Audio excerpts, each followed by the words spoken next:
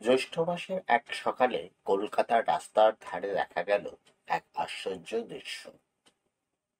এক বৃদ্ধ সাদা ধুতি পাঞ্জাবি, চোখে গোল ফ্রেমের চশমা, কাঁধে ঝোলা, একদম যেন কবিগুরু রবীন্দ্রনাথ ঠাকুর স্বয়ং। মাথায় পাকা চুল, দাড়ি, ঝুঁকে ঝুঁকে হাঁটছেন। তাকে দেখে পথ চলতি মানুষ থমকে দাঁড়ালো। কেউ কেউ কপালে হাত ঠেকিয়ে প্রণামও করল।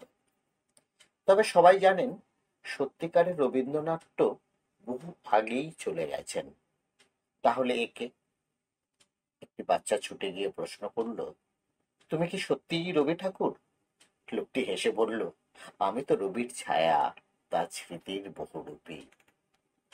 আসলে এই লোকটি হলো কৃষ্ণ বৈরাগী, একজন বিখ্যাত বহুরূপী শিল্পী। ছোটবেলা থেকেই তার স্বপ্ন ছিল বিভিন্ন বিখ্যাত চরিত্রের রূপ নেওয়া, আর সেই তালিকায় ছিলেন কবিগুরু রবীন্দ্রনাথ। তিনি শুধু মুখোশ পরেন না, চরিত্রের ভেতরে ঢুকে যান একেবারে। তার হাঁটা, কথা বলা, এমনকি রবীন্দ্রসঙ্গীত গাওয়াটাও যেন রবি ঠাকুরের ছায়া হয়ে ওঠে। তাকে দেখে শহরবাসী থমকে গেল। সত্যিই তো, যেন রবি ঠাকুর ফিরে এসেছেন। লোকজন ভিড় করলো তার চারপাশে। 2025 রবীন্দ্র জয়ন্তী পালনের আগে জোড়াসাঁকোর ঠাকুরবাড়িতে দেখা গেল রবি ঠাকুরকে। হাতে গীতাঞ্জলি নিয়ে সেখানে রবীন্দ্রনাথ সেজে ঘুরে বেড়ালেন, গাইলেন রবীন্দ্রনাথের গান।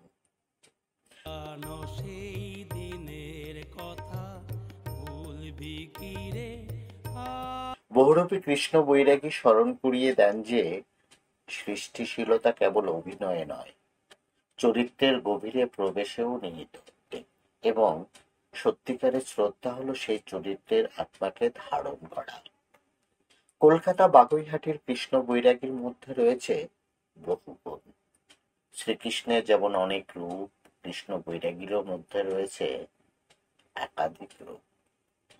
বহুরূপী শিল্পীর পাশাপাশি গান করেন, অভিনয় করেন, গান লেখেন, গানে গানে মঞ্চ মাতান, ফটোগ্রাফি, নাটকে অভিনয়, এমনকি বহুরূপী সাজার সময় নিজের ও টিমের অন্যান্যদেরও মেকআপও তিনি নিজেই করে দেন।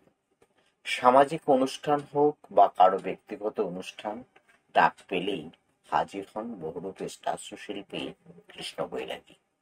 সম্প্রতি একটি অনুষ্ঠানে কৃষ্ণ বৈরাগী ও তার টিমের কেউ সাজলেন ছোটা ভীম, কেউ চার্লি চ্যাপলিন, কেউ প্রহরী।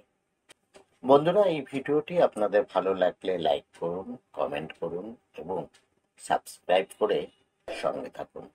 ধন্যবাদ।